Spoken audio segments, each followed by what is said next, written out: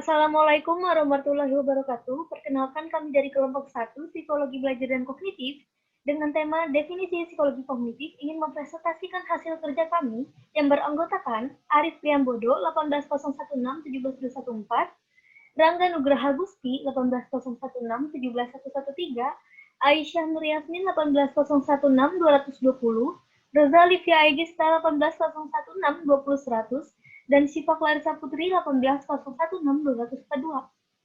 Lanjut.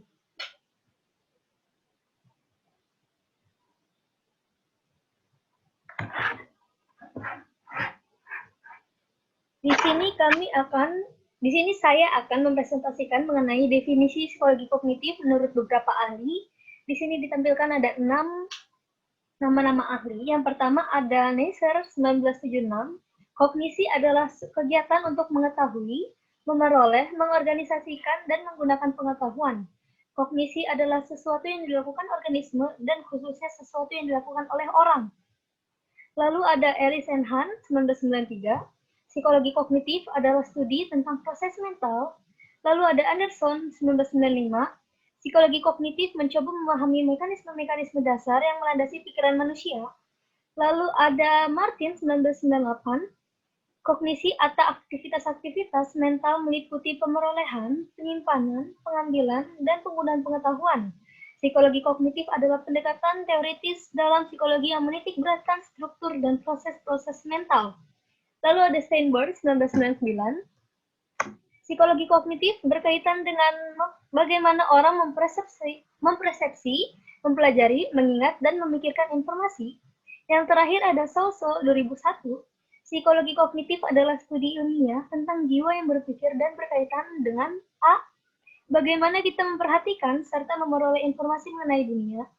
B. Bagaimana informasi tersebut disimpan dan diperoleh oleh otak.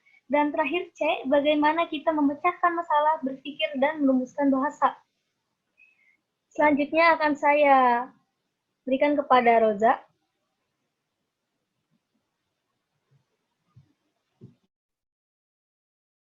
Selanjutnya kita akan membahas ruang lingkup psikologi kognitif. Ruang lingkup psikologi kognitif cukup luas. Keluasan cakupan psikologi kognitif dapat tergambar dari pendapat-pendapat berikut. Yang pertama, psikologi kognitif mempelajari antara lain persepsi, ingatan, perhatian, rekognisi pola, pemecahan masalah, psikologi bahasa, dan perkembangan kognitif menurut Neisser 1976. Yang kedua, semua orang yang tertarik dengan persepsi belajar, ingatan, bahasa, pembentukan konsep, pemecahan masalah, atau berpikir menjuluki diri mereka sendiri. Ini menurut Eysenck 1984. Dan yang terakhir ada psikologi kognitif mempelajari dasar biologis kognisi, kesadaran, persepsi, memori, imagery mental, bahasa, pemecahan masalah, kreativitas, pengambilan keputusan, penalaran, perkembangan kognitif sepanjang hidup, intelijensi manusia, intelijensi artifisial, serta sejumlah aspek pikiran lainnya, menurut Steinberg 1999. Selanjutnya, menurut Souso 2001 terdapat 12 bidang penelitian yang mempengaruhi teori-teori dan teknik psikologi kognitif, yaitu ada neuroscience kognitif, persepsi, rekognisi pola, perhatian, kesadaran, memori, representasi pengetahuan, pembayangan atau imagery, bahasa, psikologi perkembangan, berpikir dan pembentukan konsep, serta yang terakhir, intelijensi manusia dan intelijensi artifisial. Selanjutnya akan dilanjutkan oleh Aisyah.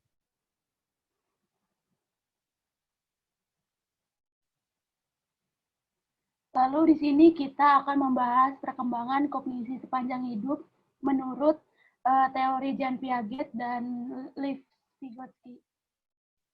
Dan saya akan membahas tentang teori Jean Piaget. Jean Piaget ini adalah seorang peneliti dari penulis perkembangan kognitif yang dimulai dari tahun 1927 sampai 1980.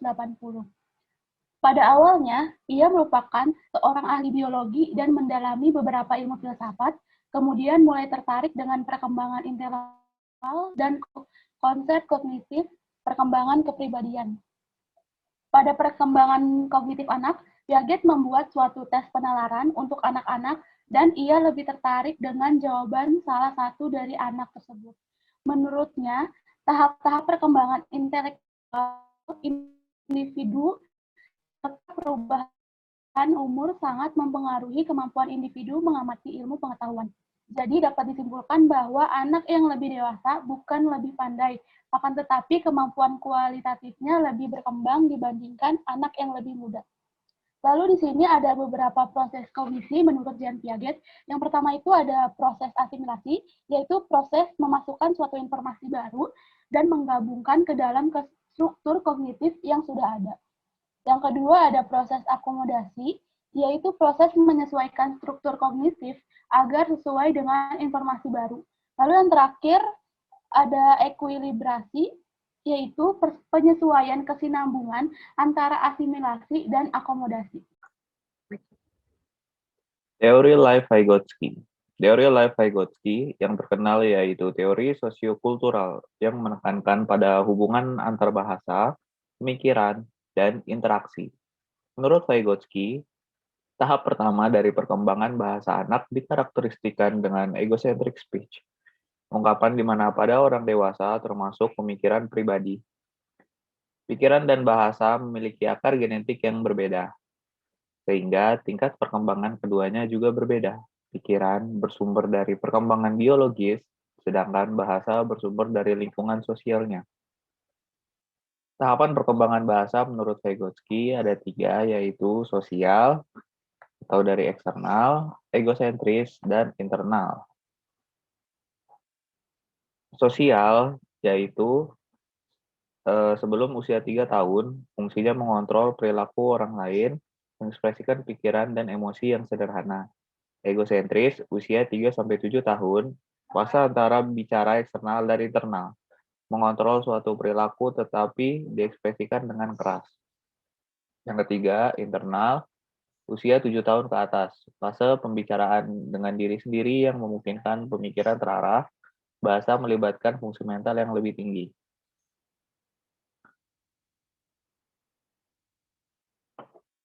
Selanjutnya, model dalam psikologi kognitif. Sebuah model adalah sesuatu yang telah kita mengerti yang mempunyai kemiripan fungsi dengan objek lain yang hendak kita pahami.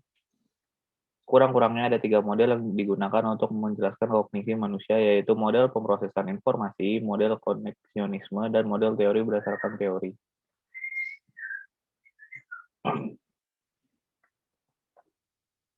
Berdasarkan teori evolusi.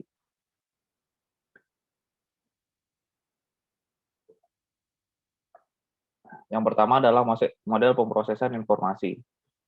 Model pemrosesan informasi berdiri yaitu yang pertama bahwa proses mental dapat dipahami dengan membandingkannya dengan bekerjanya sebuah komputer. Dan yang kedua, proses mental dapat ditafsirkan sebagai pergerakan maju informasi di dalam sistem dalam serangkaian tahapan, mulai dari stimulus sampai dengan respons.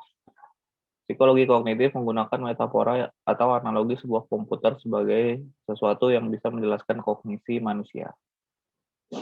Kedua, ada model koneksionisme. Model pemrosesan informasi cukup banyak ditinggalkan oleh psikologi.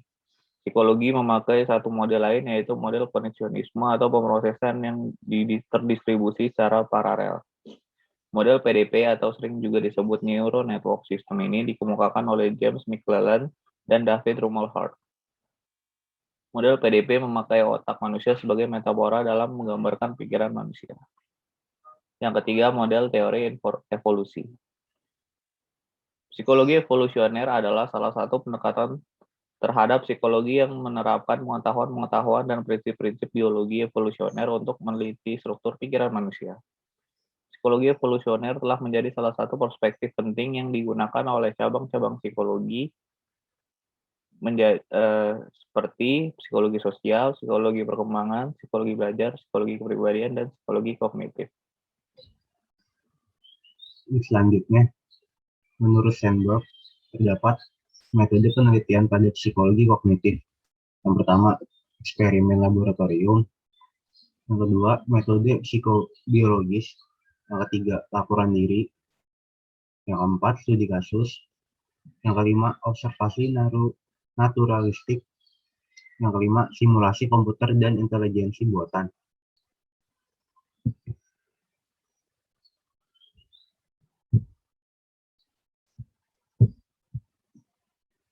Sekian presentasi dari kelompok kami. Kurang lebihnya mohon maaf.